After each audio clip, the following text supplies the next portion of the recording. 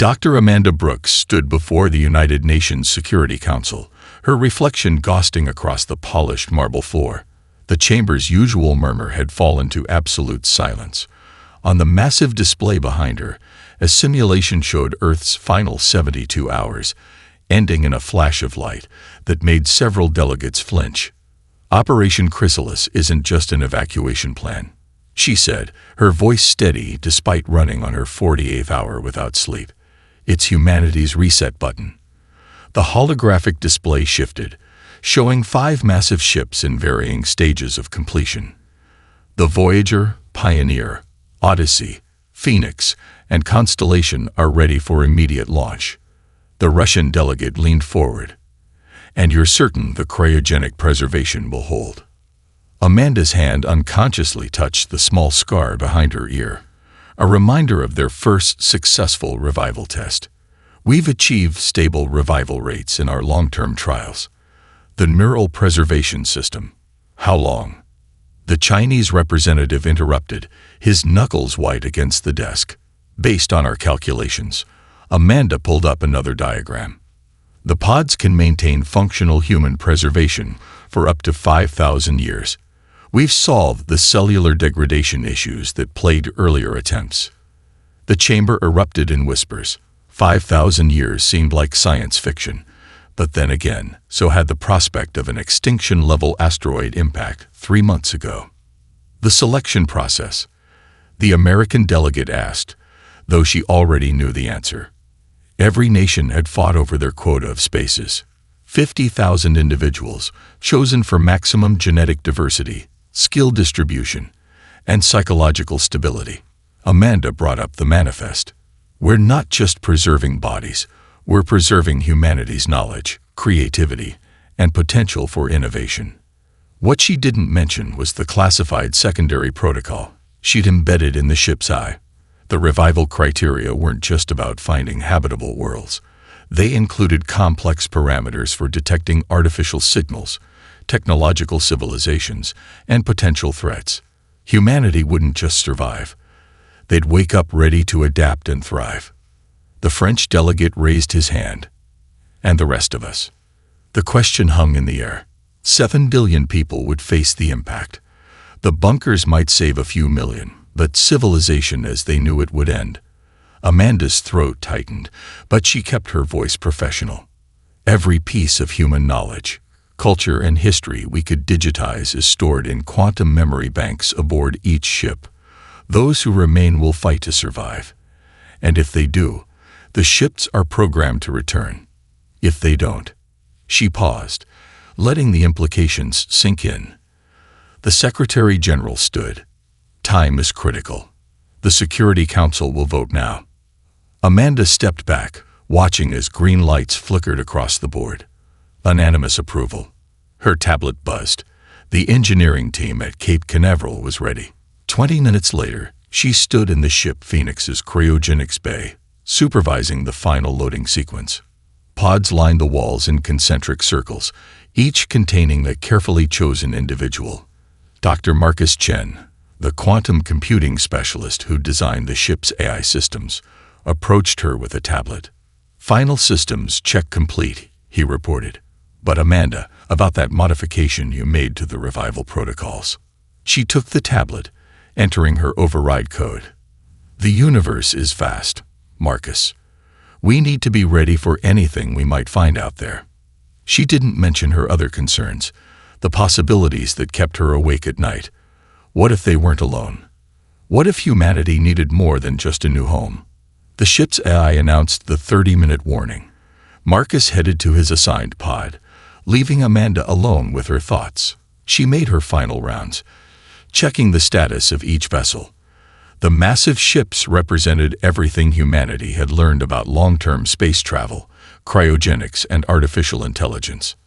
In her pocket, she felt the weight of a small data crystal, her personal log explaining the true scope of Operation Chrysalis. Future generations would understand why she programmed the ships to be more than just lifeboats. The 15-minute warning sounded. Amanda walked to her pod, passing rows of faces behind frosted glass. Engineers, soldiers, artists, teachers, the seeds of humanity's future. As the pod sealed around her, she thought about the modifications she'd made. The ships wouldn't just search for habitable planets. They'd analyze any civilizations they encountered, assess potential threats, and wake their passengers strategically. "Sweet dreams," she whispered as the cryogenic sequence began. "May we wake to a universe ready for humanity." The pods frosted over as the first tremors of the approaching asteroid shook the launch facility. In 72 hours, Earth would face its darkness. But these ships carried humanity's light to the stars, and a few surprises for whatever waited out there in the vast unknown.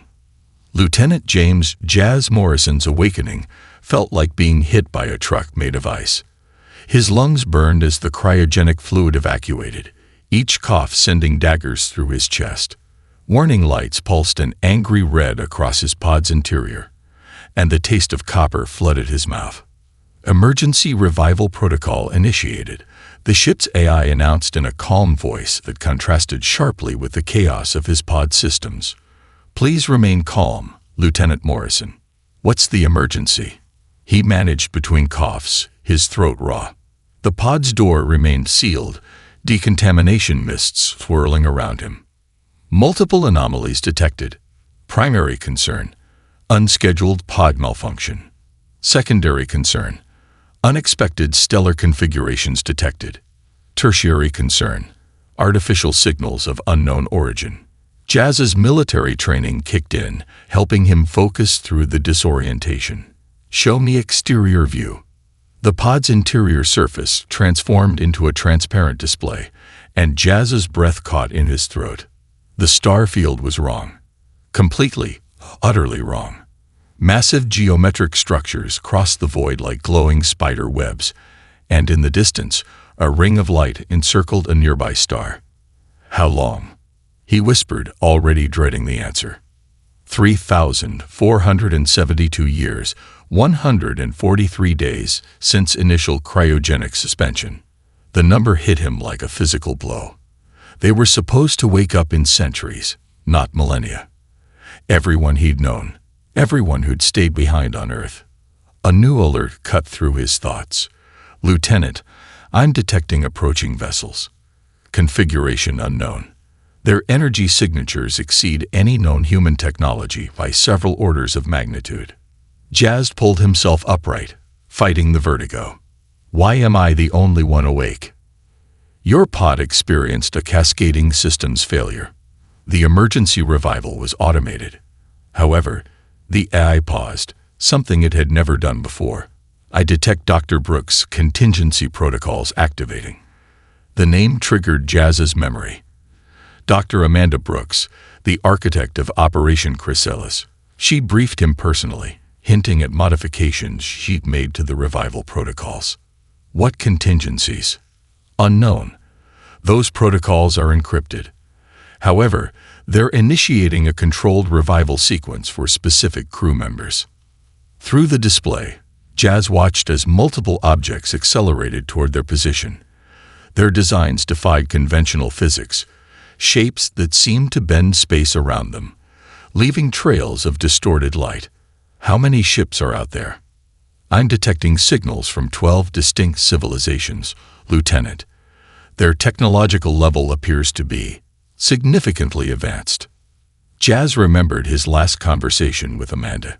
She pulled him aside after the briefing, asking about his experience with first contact scenarios from his time in the diplomatic corps. At the time, he'd thought it was just theoretical. "Begin revival sequence for the first contact team," he ordered, wincing as he pulled himself from the pod. "And get me everything we have on those signals." "Lieutenant, the approaching vessels are attempting communication. They're using..." The AI's voice took on an odd tone. "They're using frequencies that match theoretical models from Dr. Brooks' database. She predicted these exact transmission patterns." Jazz steadied himself against a console, watching as other pods began their revival sequence. The names scrolled past. Dr. Sarah Martinez, Xenolinguistics. Captain Michael Reynolds, Tactical Analysis. Dr. Jessica Thompson, Anthropology. "She knew," Jazz muttered. Somehow, she knew we'd find someone out here. The ship's interior illuminated as one of the alien vessels moved into visual range. Its surface rippled like liquid metal, covered in patterns that seemed to shift and change as he watched. Beautiful, advanced, and utterly alien. Multiple ships are taking up escort positions around all 5 human vessels, the AI reported.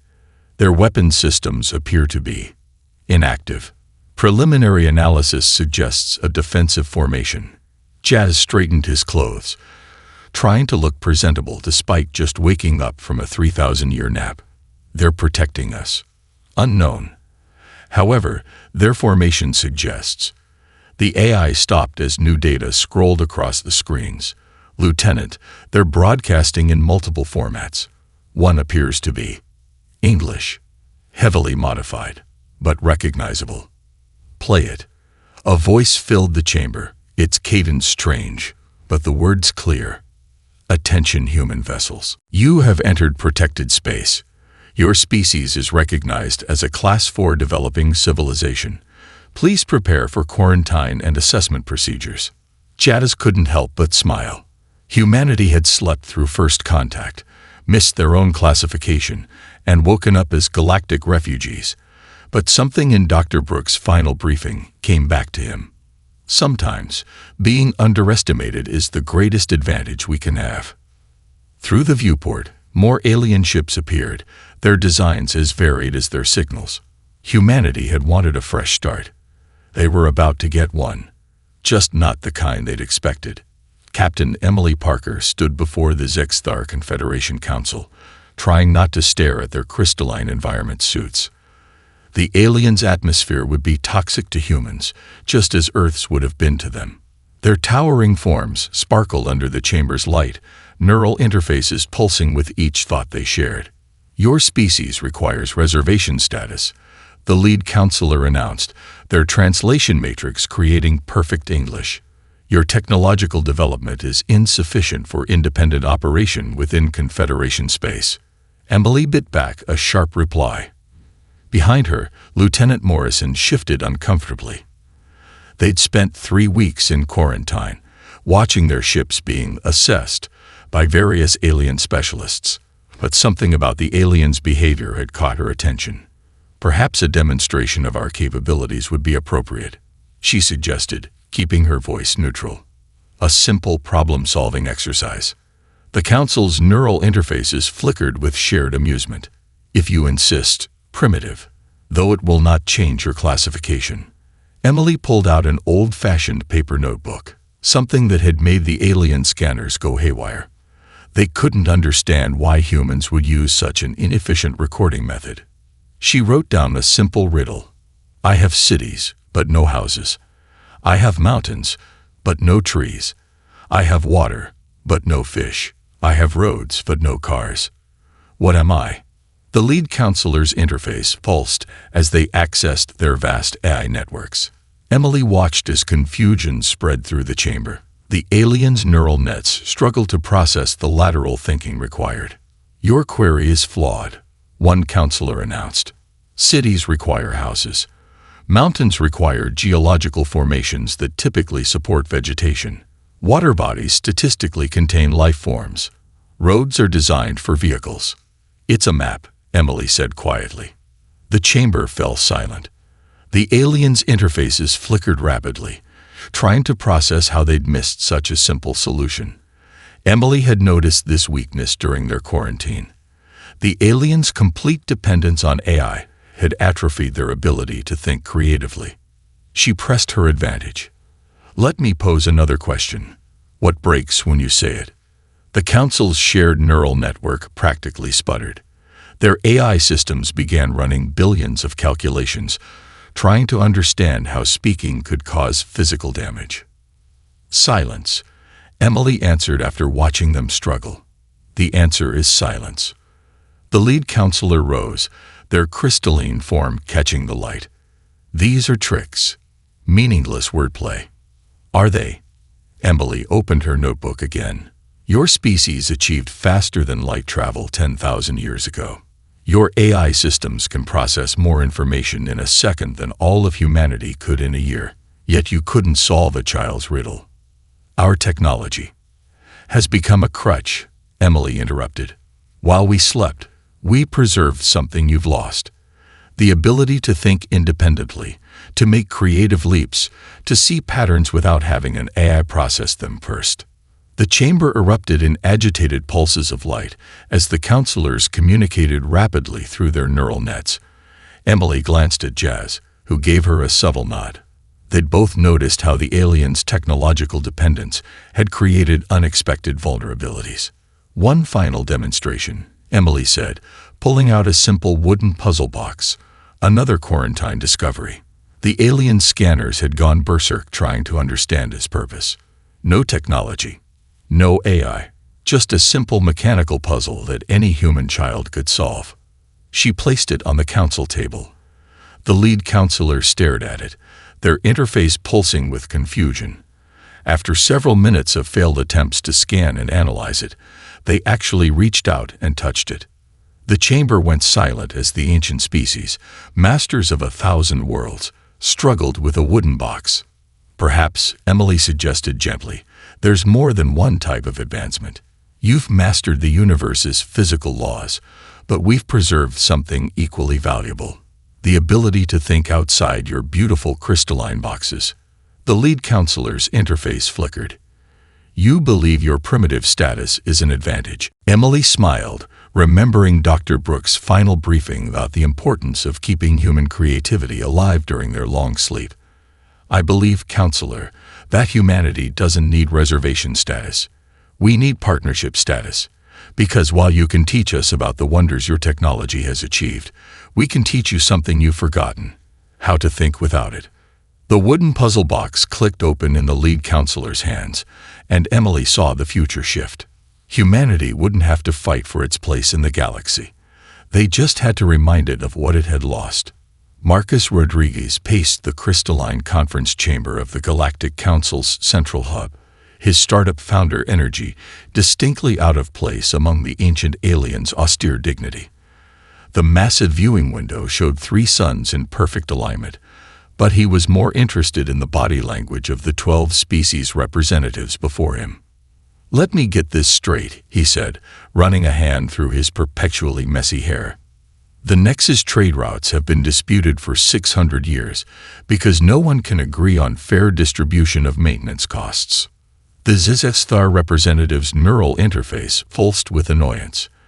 The algorithmic complexities of balancing 12 species economic variables across 3,000 star systems are beyond simplified human comprehension.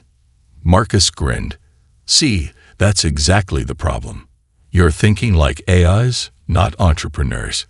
He pulled out his ancient whiteboard markers, another relic that had survived cryo-sleep. The Galactic Council had provided a holographic display, but he'd insisted on the physical board. In my last startup on Earth, we had a similar issue with resource allocation, he continued, drawing a simple diagram. Different departments, different needs, everyone convinced their priorities were most important. The Murith delegate, a being of living plasma contained in an engineering marvel of a containment suit, moved forward with interest. Your solution. We made it a game. Marcus drew more circles, connecting them with lines. Not a simulation, not an AI optimization protocol. An actual game where department heads had to physically move resources around a board, negotiate face-to-face, and deal with random event cards that mimicked real-world chaos. The council chamber erupted in multilingual murmurs. The concept of solving complex economic problems through physical gameplay seemed absurd to species that had relied on AI optimization for millennia. Demonstrate, commanded the high speaker, their multifaceted eyes reflecting the starlight. Marcus pulled out a simple board game he'd designed during their quarantine period. The board represented the disputed trade routes with colored pieces for each species' interests. No neural interfaces, no AI assistants, just representatives playing through scenarios, making deals, and experiencing the consequences of their choices firsthand. The council members stared at the board like it was simultaneously primitive and dangerous. The Zitexthar representative's interface flickered rapidly. This is not how galactic economics functions.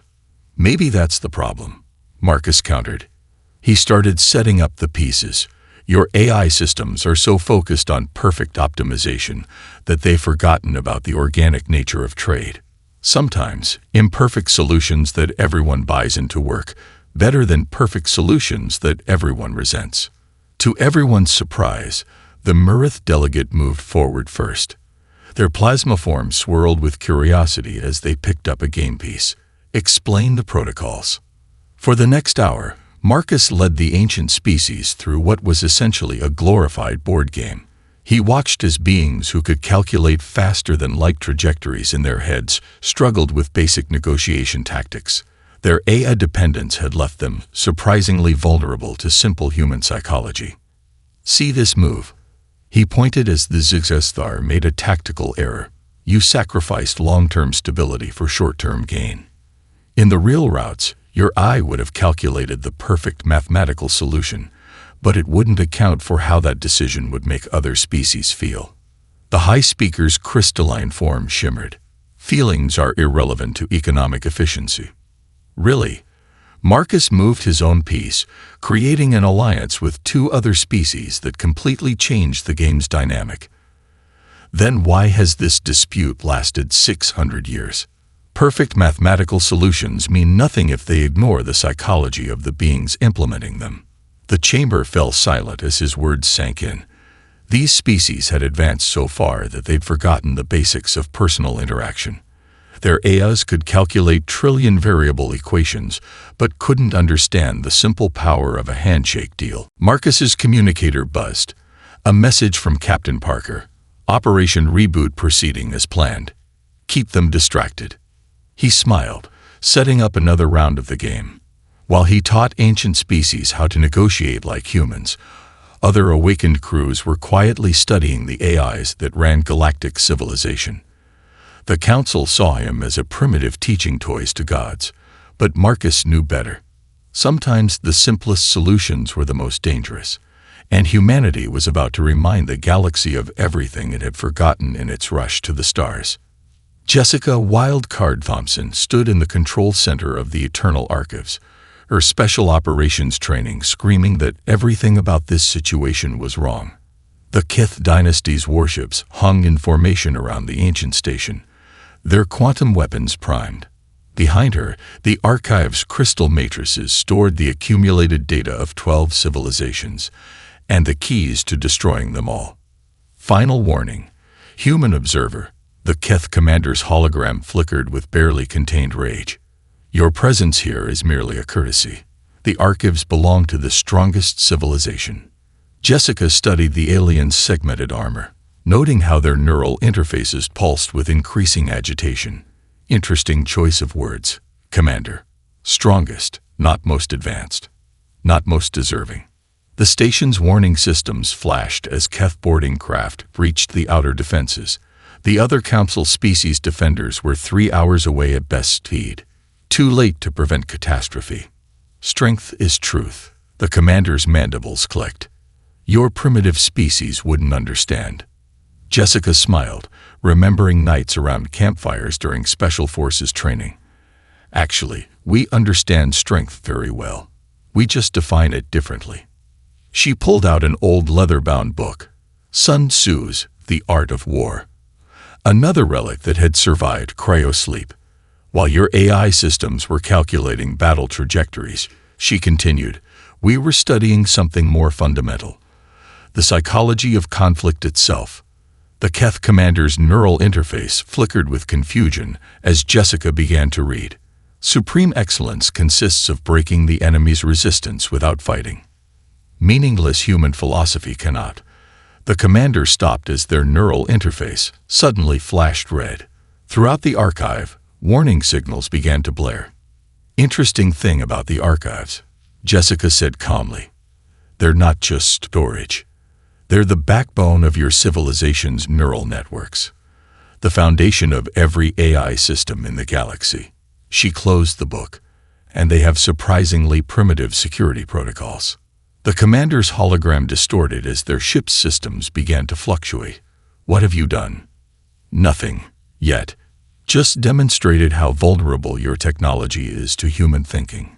Jessica stepped closer to the hologram. While you were focusing on quantum weapons and fleet formations, my team was studying how your neural interfaces connect to the archive systems. Basic infiltration tactics, something every human special operations team learns. Emergency lights bathed the control center in crimson as more Keth boarding craft approached. But their movements have become erratic, their neural-guided systems struggling with increasing interference. You see, Commander, humanity didn't just preserve our bodies in those cryoships. We preserved our way of thinking, our ability to see patterns that your eye overlooks, like how the archive security systems still use base coding from 10,000 years ago, when your species first achieved neural integration. The commander's hologram stabilized, but their voice carried new uncertainty. You cannot hope to understand. The base code, Jessica interrupted. No, we can't. It's too advanced. But we don't need to understand it. We just need to understand you. She gestured at the approaching boarding craft. Right now, your neural interfaces are experiencing minimal disruption. Enough to make you uncomfortable, but not enough to impair function. Would you like to see what maximum disruption feels like? The commander's mandibles clicked rapidly as they processed this threat. Their neural interface showed cascading error messages as it tried to calculate responses. Here's our proposal, Jessica continued. The archives become a neutral zone, governed by representatives from all species, including humanity. In exchange, we help you understand the weaknesses in your neural integration systems. Because believe me, Commander, if we found these vulnerabilities after a few months of study, others will too. She watched as the commander struggled with this new paradigm. Their entire society was built on the assumption that technological superiority guaranteed victory. The idea that primitive humans could threaten them so fundamentally challenged everything they believed. Why should we trust you? The commander finally asked. Jessica held up Sun Tzu's book again. Because we understand something your eye never will. The strongest victory is the one where everyone walks away believing they've won. She smiled.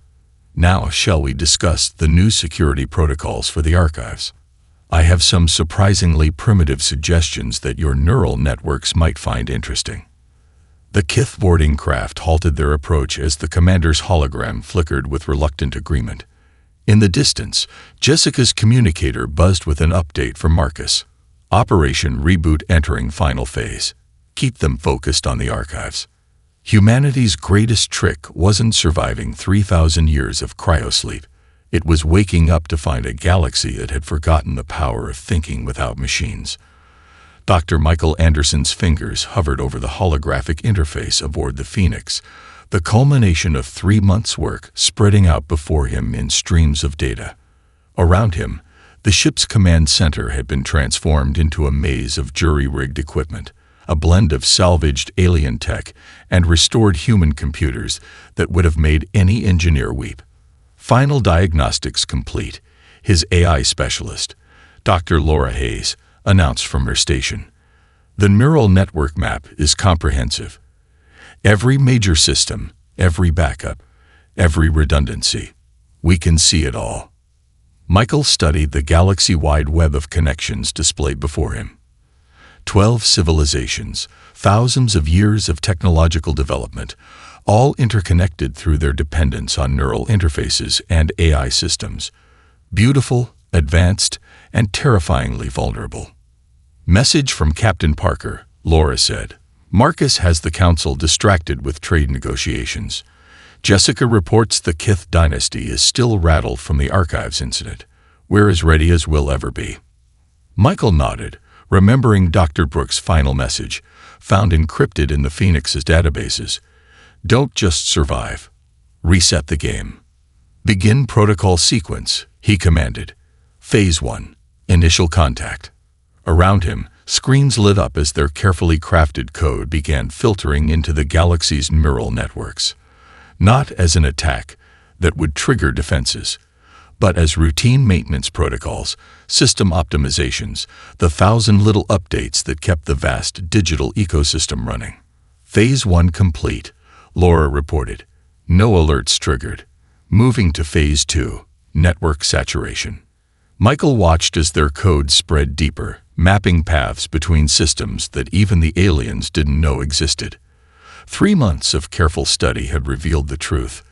The galaxy's neural networks had grown so complex that no single civilization fully understood them anymore. Interesting, he mused, watching the data flows. Their AIs are actually helping us optimize the distribution. They think we're improving their systems. Laura smiled. That's because we are. The reset protocol isn't a weapon. It's more like physical therapy for a galaxy that's forgotten how to walk without crutches. Warning lights suddenly flashed across their displays. Detection risk at 15%. The ship's systems announced. Adaptive countermeasures engaging. Michael tensed, but the alerts subsided as their defensive algorithms engage. Another gift from Dr. Brooks. Protocols designed to mimic natural system evolution, making their code appear as organic as possible to the alien's eye. Phase 2 complete, Laura announced. Ready for Phase 3. Synchronization. This was the crucial moment. Their code had spread throughout the neural networks, but remained dormant. Once activated, it would temporarily suppress the galaxy's ag dependencies, forcing every species to function without their neural interfaces. The window would be brief, just long enough to prove it could be done. Message from Jessica, Laura reported.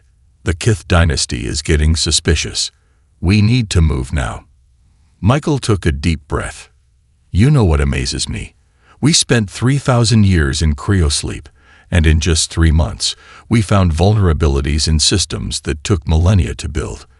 Not because we're smarter, but because we remember how to think differently. He reached for the activation sequence, remembering all the simulations they'd run. The code wouldn't destroy anything. That was crucial. It would simply pause things, force the galaxy's species to remember what it was like to think for themselves. Begin final phase, he commanded. Authorization code. Chrysalis. The command center hummed as their systems engage. Across the galaxy, neural interfaces began to flicker. AI systems initiated unexpected maintenance cycles. Quantum computers entered diagnostic modes. The vast digital web that connected 12 civilizations began to quietly, temporarily, systematically disconnect. First reports coming in, Laura said, reading from her display. The Zigzag Confederation is reporting neural interface disruptions. The Murith Collective's AI systems are entering sleep mode. The Kith dynasty's fleet command networks are. She paused, smiling. They're asking for technical assistance from their primitive human advisors. Michael watched as the cascade spread. Not chaos. They'd been careful about that, but a controlled reset. A chance for the galaxy's species to remember who they were without their technological crutches. Message incoming from Marcus, Laura announced. The Council is demanding explanations. Should I put them through? Michael smiled, thinking of all the carefully planted human advisors, positioned throughout the galaxy's power structures. Not yet. Let them experience this moment without AI assistance. Let them remember what it means to think for themselves. The reset protocol continued its work, and for the first time in millennia, the galaxy's species faced a universe they had to understand with their own minds. Kyle Bennett stood in the central control room of the Zigzag Star capital city, surrounded by panicking alien technicians. Their neural interfaces flickered weakly, cutting them off from the AI systems that had governed their lives for millennia. Through the massive window wall, he could see the city's transport systems frozen in midair, held safely by emergency gravitational fields. How are you remaining so calm? The Zigzag Star chief engineer's crystalline form trembled. Your species has never even seen technology of this magnitude. Yet you act as if this chaos is expected.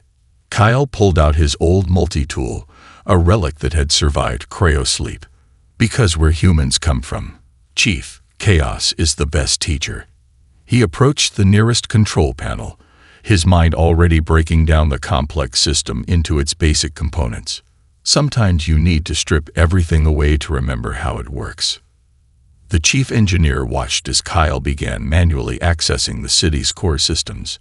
The human's movements were precise, efficient, displaying a deep understanding of fundamental engineering principles that transcended technological advancement.